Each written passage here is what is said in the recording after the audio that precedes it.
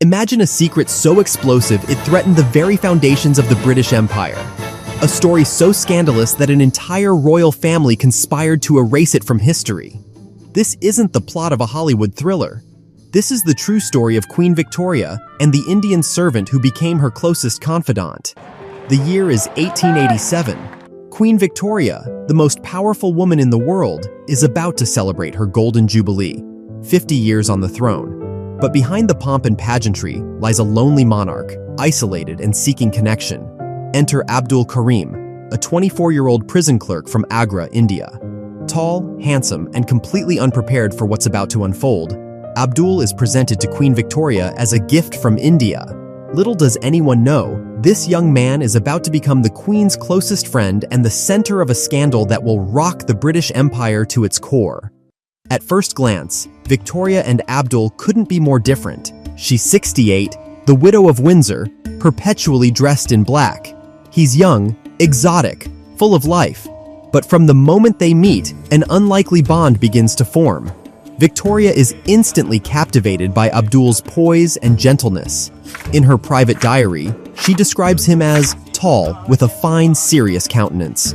But it's not just Abdul's appearance that intrigues the Queen. It's what he represents, a window into a world she rules but has never seen. You see, Victoria may be the Empress of India, but she's never set foot on Indian soil.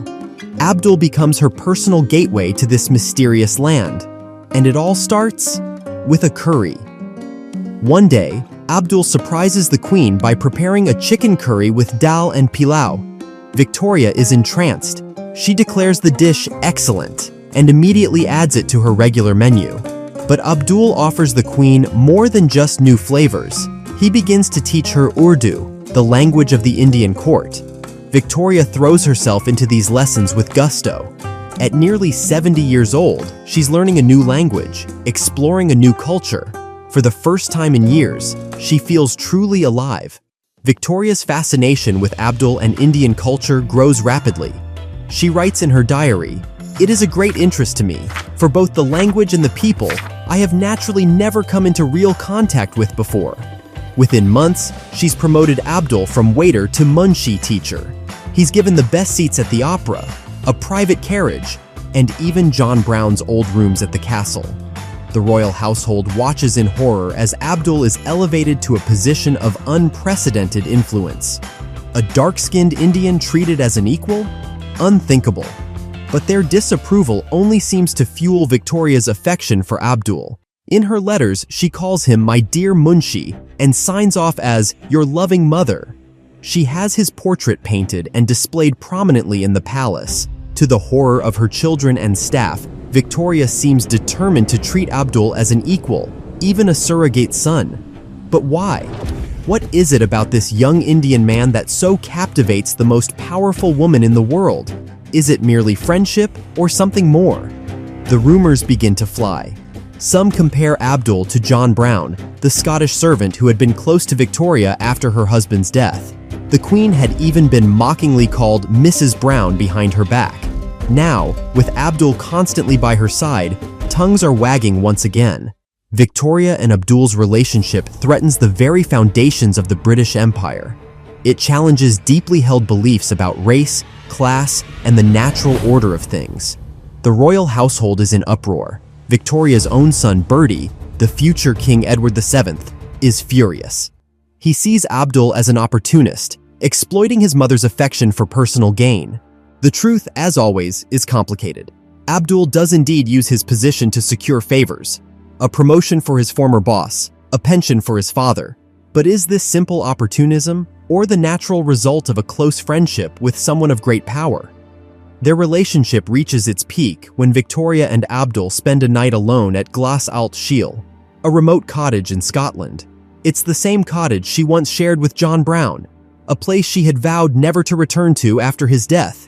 The royal court is scandalized, but Victoria doesn't care. She continues to shower Abdul with gifts and honors, even as those around her grow increasingly desperate to end this unusual friendship.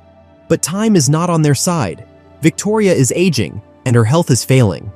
She knows that once she's gone, there will be nothing to protect Abdul from the wrath of her family and the royal court. In her final days, Victoria does everything she can to secure Abdul's future. She changes her will, leaving him money and property in India. She insists that he be one of the principal mourners at her funeral, an honor usually reserved for close family and royalty. On January 22, 1901, Queen Victoria draws her last breath. For 63 years, she has ruled the largest empire the world has ever seen. But in her final moments, it's not the empire she thinks of. It's her dear friend Abdul.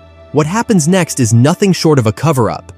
Within hours of Victoria's death, her son, now King Edward VII, orders a raid on Abdul's house.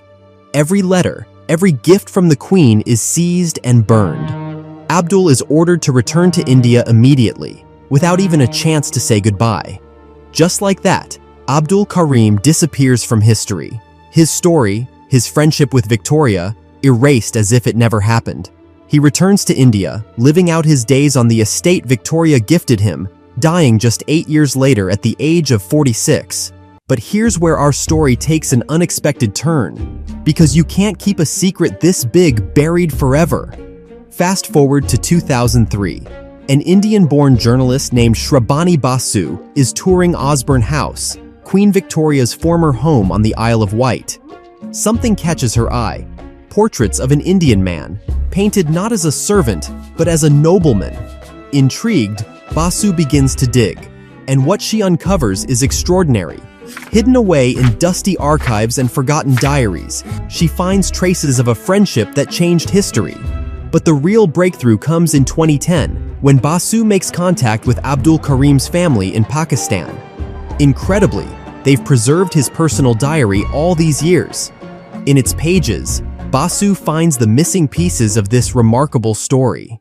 Over a century after Victoria's death, the truth finally comes to light. The story of Queen Victoria and her Munshi captivates the world, spawning books, movies, and endless speculation. But what are we to make of this unlikely friendship? Was it, as some claim, a platonic love story for the ages? Or was it, as others insist, a tale of manipulation and naivety? Perhaps the truth lies somewhere in between. In Abdul, Victoria found a connection to a world she'd never seen, a chance to learn and grow even in her twilight years. And in Victoria, Abdul found a protector, a mentor, and yes, perhaps a chance at power and influence. In the end, Victoria and Abdul's friendship outlasted the efforts to erase it. Their story, hidden for a century, now shines a light on a little-known chapter of history. It reminds us that sometimes, the most powerful connections are the ones that break all the rules. So the next time you see a portrait of Queen Victoria, the stern widow, the unamused empress, remember this: behind that royal facade was a woman capable of forming deep bonds regardless of social barriers. A woman who, even in her 80s, was still curious about the world, still eager to learn. And as for Abdul Karim, the young man from Agra who became the confidant of the most powerful woman in the world, his story reminds us that history is full of surprises, that sometimes the most important stories are the ones that others try to erase. In a world that tried to keep them apart, Victoria and Abdul forged a connection that transcended boundaries of race, class, and empire. Their friendship, once a scandal, now stands as a testament to the power of human connection. And perhaps, just perhaps, it offers us a glimpse of what the world could be if we too dared to reach across the divides that separate us.